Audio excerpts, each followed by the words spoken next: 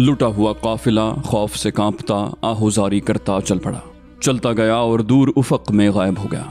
पीछे जब गिद्धों, भेड़ियों और गीदड़ों ने लाशों और जांबलब जख्मियों पर हल्ला बोला, वादियों में एक निस्वानी पुकार सुनाई दे रही थी, सुबक्तगीन।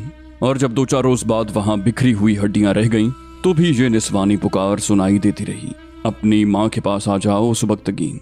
उस रास्ते से गुजरने वाले काफिले, डाकू, रहजन और फौजी बहुत मुद्दत तक ये पुकार सुनते रहे। उन्होंने कई कहानियां घड़ ली और इस आवाज को किसी की बदरूह कहकर उधर से गुजरना छोड़ दिया। करारुल हकम मर गया था। जिंदा होता तो अपनी बीवी को वहां से घसीट कर ले जाता और उसे बताता कि गरीबों के बेटे बातिल शिकन नहीं, शिकम परवर हुआ करते हैं। तुम दिल में जिस ख्वाहिश को जिगर के खून से सेंचती रही हो, वो पूरी होने वाली थी ही नहीं। ये ख्वाहिश वहम बनकर तुम्हें कभी सफेद रीश और नूरानी चेहरे वाले बुजुर्ग की सूरत में नजर आती रही, कभी तुमने ख्वाब देखे और उन्हें हकीकत समझ लिया। जहां दौलत, धोखे और गुनाह की हुक्मरानी होती है, वहां अक्ल दानिश वालों की किस्मत सो जाती है। नाम वो पैदा करते हैं जिनके पेट भरे हुए होते हैं। मेरे बच्चे की माँ, कुरान के इशारे हम जैसे खाना बदोशों के बच्चों के लिए नहीं होते। ख्वाहिश थी या वहम था, ख्वाब था या हकीकत, जो कुछ भी था करारुल हकम की बीवी के साथ चला गया और इस पुकार में सिमट आया था, सुबक्तगीन, सुबक्तगीन, जिसे लोग किसी बदरूह की आवाज समझते रहे। फिर ये माँ और उसकी पुकार तारीख की तारीकी में गुम हो गई।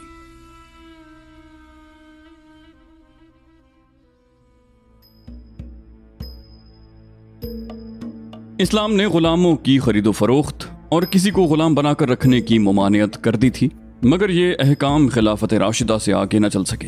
खिलाफत तो कायम रही मगर शहनशाहियत की सूरत इख्तियार कर गई, फिर साजिशों का मरकज बनी। सल्तनत इस्लामिया मुमलिकतों और रियासतों में बट गई और खिलाफत बराए नाम रह गई। खलीफा की कोई कुव्वत नहीं थी। किसी का जी चाहता तो खिलाफत का एहतराम करता, वरना मनमानी का दौर दौरा था। हरम और गुलामी की बिद्दतें फिर से शुरू हो गईं। दौलत वालों के हरमों में लड़कियां और काम करने के लिए गुलाम होते। जिसके पास लौंडियां और गुलामों की इफरात होती, उसे उतना ही दौलतमंद और काबिल एहतराम समझा जाता। बुखारा के एक मैदान में लोगों का हुजूम था। बोलियां दी जा रही थीं, कुछ नीलाम हो रहा था। हुजूम के सामने चंद एक खैमे खड़े थे, उनके आगे लकड़ी का चबूतरा था। 3-4 लड़कियां उस चबूतरे पर खड़ी थीं। एक आदमी एक लड़की के कंधे पर हाथ रख कर बुलंद आवाज से कहता, उम्र 20 साल, सीधी अपने घर से आई है, जिस्म देखो कोई बीमारी नहीं, किसी के पास नहीं रही, बोलो ताजा माल है, 100 दिनार, बहुत थोड़े हैं, बोलो। ये लड़कियां नीलाम हो रही थीं। खरीदारों में पर्दा फरोश भी थे, कहबा खाने वाले, लड़कियों को रक्स और गाना सिखाने वाले, और उनमें उमरा और वज़रा और हाकिमों के हरमों के कारिंदे भी थे। उससे जरा परे एक और मंडी लगी हुई थी, जहाँ आदमी फरोख्त हो रहे थे। इनमें बच्चे भी थे। खरीदार उन्हें यूं देख रहे थे जिस तरह मवेशी खरीदने से पहले देखे जाते हैं। कीमत बच्चों की ज्यादा थी। ये 8-10 बच्चे थे, सब रो रहे थे। उनकी उम्रें 8 से 12-13 साल की थी। सिर्फ एक बच्चा ऐसा था जिसकी आंखों में आंसू नहीं थे, चेहरे पर उदासी थी। ये सब बच्चे उस काफिले से उठाए गए थे जिसके साथ अल हकम अपनी बीवी और बच्चे के साथ जा रहा था। औरतें भी इसी काफिले के साथ थीं। ये बच्चा जो रो नहीं रहा था, दूसरों से ज्यादा खूबसूरत तो नहीं था, लेकिन दूसरों की निस्बत अच्छा लगता था। इसकी उम्र 12 साल के लगभग थी। खरीदारों में हाजी नसर नाम के एक बड़े आदमी के नौकर भी मौजूद थे। उन्हें किसी वक्त हाजी नसर ने कहा था कि वो पुख्ता उम्र के गुलामों की बजाय 2-4 बच्चे खरीदना चाहता है, ताकि उन्हें अपने सांचे में ढाला जा सके और वो बड़े होकर वफादार रहें। उसके उन खास आदमियों ने बच्चों को देखा तो फौरन हाजी नसर को इत्तला दी। वो आया, उसने हर एक बच्चे को देखा। उनके रोने से वो घबरा गया। उसे ये बच्चा पसंद आया जो उदास नहीं था, रो नहीं रहा था। हाजी नसर ने अपने आदमियों से कहा, इन रोने वाले बच्चों में खूबसूरत भी हैं, मगर इन्हें बहलाना आसान नहीं होगा, ये बच्चा ले लेते हैं। उसने बच्चा खरीद लिया। बच्चा उसके साथ चल पड़ा। वो बच्चे को नक्शब ले गया। घर ले जाकर हाजी नसर ने पूछा, तुम्हारा नाम क्या है बच्चे? बच्चे ने कहा, सुबक्तगीन। हाजी नसर ने पूछा, तुम्हारे माँ बाप जिंदा हैं? सुबक्तगीन ने कहा, मालूम नहीं, मैं सोया हुआ था, काफिले पर हमला हुआ, मेरी आंख खुल गई, घोड़े हमारे दरमियान से गुजर गए, मैं भाग उठा, एक आदमी ने मुझे पकड़ा और वहां से दूर ले जाकर मेरे हाथ पांव रस्सी से बांध दिए, फिर हमें यहाँ ले आए। नसर ने पूछा, तुम्हारा बाप क्या काम करता था? सुबक्तगीन ने कहा, अमीरों के घरों में नौकरी चाकरी। नसर ने पूछा, तुम रो क्यों नहीं रहे? सुबक्तगीन ने कहा, जवाब देने से पहले मैं आपसे पूछता हूँ कि आपका मजहब क्या है? हाजी नसर ने कहा, मैं मुसलमान हूँ, हाजी हूँ। बच्चे ने कहा, फिर मुझे नहीं, बल्कि आपको रोना चाहिए। आपका हज कबूल नहीं हुआ। मुझे मेरे बाप ने बताया था कि कुरान हकीम का ये हुक्म है कि कोई इंसान किसी इंसान को गुलाम नहीं बना सकता। आपने मुझसे पूछा है कि मैं रो क्यों नहीं रहा। मुझे पता नहीं चल रहा कि रोऊं या हंसूं या क्या करूं। अगर मेरी उम्र आपकी तरह पुख्ता होती तो मेरे लिए फैसला करना आसान होता। हाजी नसर बिदक उठा। उसे कतन तवक्को नहीं थी कि इस उम्र का बच्चा ऐसी अक्लमंदी से जवाब देगा। उसने बच्चे से पूछा कि उसे ये बातें किसने बताई हैं। बच्चे ने कहा उसका उस्ताद एक इमाम मस्जिद है। उसने इमाम का नाम बताया और कहा कि मेरे बाप ने मुझे अदलो इंसाफ के बहुत सबक दिए हैं जो कहानियों की शक्ल में थे। मेरा बाप कहता था कि वो नौशरवां आदिल की औलाद से है। मेरी माँ मुझे कहा करती थी कि उसे ख्वाबों में एक नूरानी बुजुर्ग नजर आते हैं जो उसे बताते हैं कि वो एक बच्चे को जन्म देगी जो बातिल शिकन होगा, हक की आवाज दूर दूर तक पहुंचाएगा। बुजुर्ग ने यह भी कहा था कि वो बच्चा मैं नहीं हुआ तो वो मेरी औलाद से होगा। नसर ने कहा तुम अपनी माँ के इस अकीदे पर यकीन रखते हो? सुबक्तगीन ने कहा अपनी माँ के अकीदे पर मैं किस तरह यकीन रख सकता हूँ? गुलाम का क्या अकीदा हो सकता है? क्या आपने मुझे जानवर समझकर नहीं खरीदा? जानवरों का कोई अकीदा नहीं होता।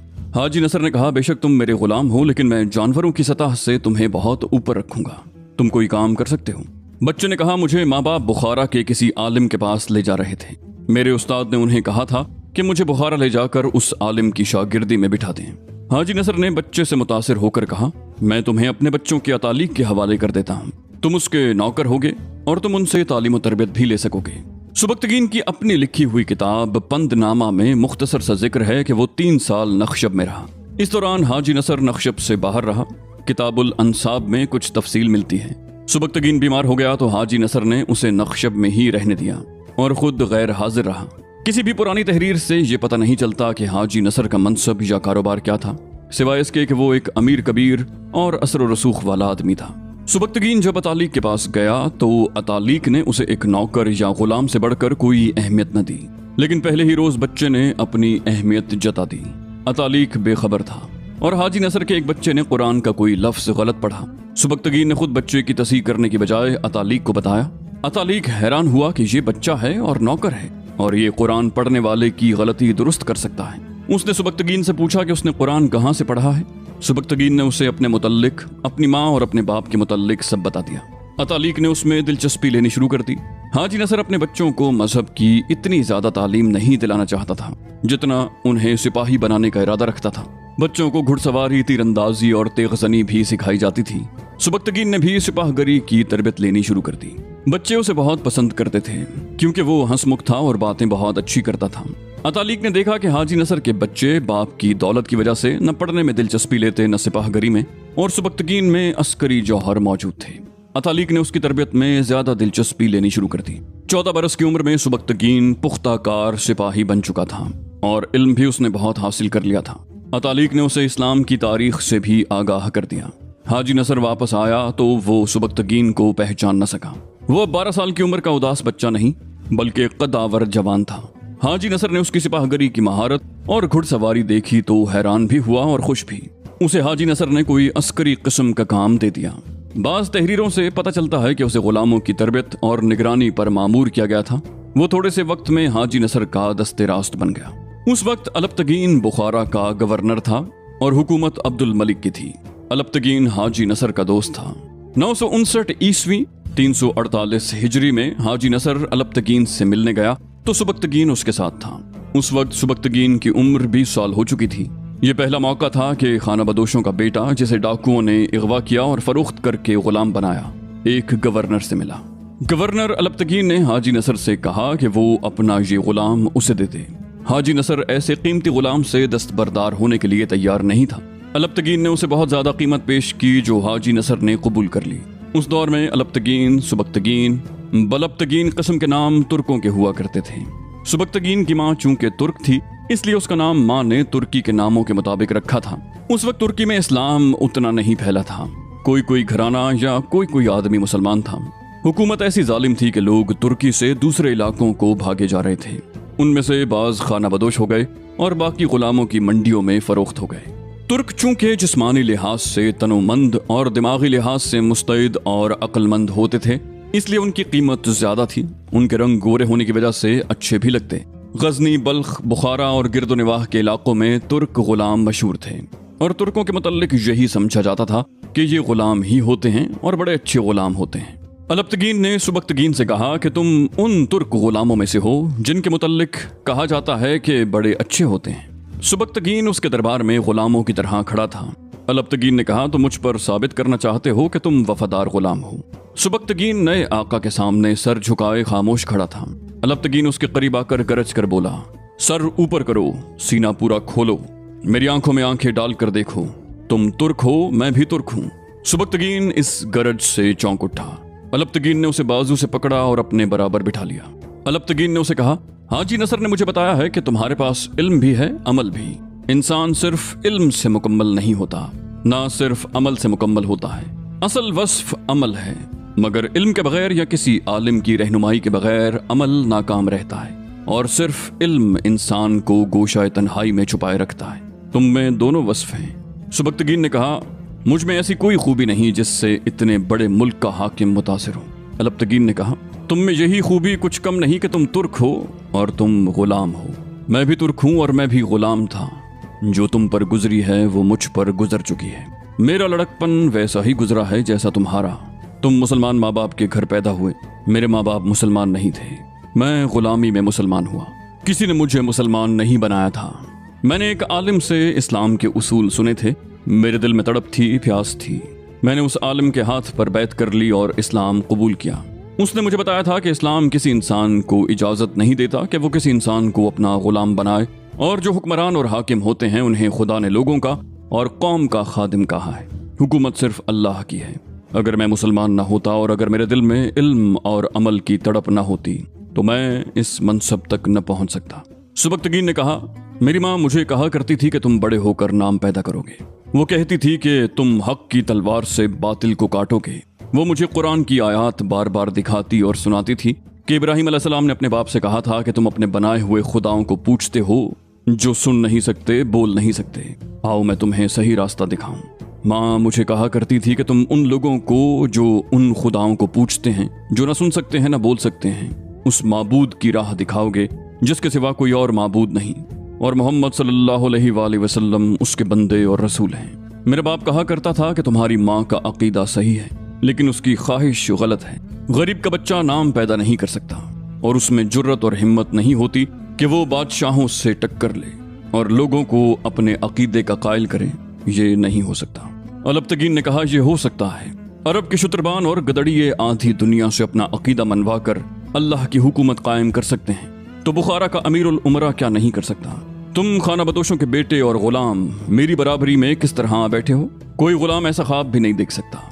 तुम्हारी माँ के ख्वाब हकीकत बन सकते हैं। यहाँ तक तुम्हें और तुम्हारे ईमान और किरदार ने पहुँचाया है। मैंने तुम में वो जौहर देख लिए हैं जो तुम्हें और ऊपर ले जाएंगे। सुबक्तगीन ने कहा, लेकिन मुझे अपनी जात के लिए कुछ नहीं चाहिए। मैं किसी मनसब का ख्वाहा नहीं। मैं कुछ चाहता जरूर हूँ मगर पता नहीं चल रहा कि मैं क्या चाहता हूँ। अलबतगीन हंस पड़ा, बोला, मैं इस कैफियत में से गुजर चुका हूँ। मैं भी नहीं जानता था कि मैं क्या चाहता हूँ। फिर मेरा जहन साफ हो गया। तुम्हें जल्दी पता चल जाएगा कि तुम क्या चाहते हो। आज से तुम अपने आप को गुलाम न समझो।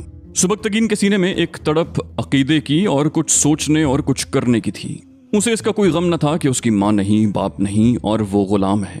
उसने ये देख लिया था कि उसके अंदर एक अजीम मकसद परवरिश पा रहा है और उसे अपने जहन में वाज़े करना है।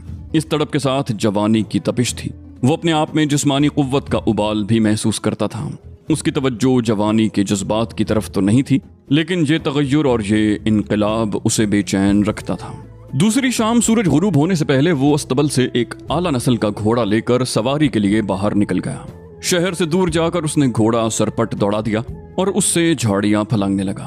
उसे दूर से किसी औरत की चीख सुनाई दी और घोड़े के सरपट दौड़ने के टापू भी। उसने इधर उधर देखा। एक सवार घोड़े से गिर रहा था और घोड़ा बेलगाम हो गया था। सुबक्तगीन समझ गया कि घोड़े की जीन ढीली हो गई है और सवार के दाएं बाएं लुढ़कने और संभलने की वजह से घोड़ा डर कर बेकाबू हो गया है। सुबक्तगीन ने अपने घोड़े का मुंह उधर करके एड़ लगाई। वो घोड़ा कभी दाएं कभी बाएं को जाता। सुबक्तगीन ने देख लिया कि सवार मर्द नहीं औरत है। वो चीख चिल्ला रही थी। सुबक्तगीन का घोड़ा उसके करीब पहुंचा तो वो चिल्लाने लगा, रिकाबों से पांव निकाल लो, लगाम खुली छोड़ दो।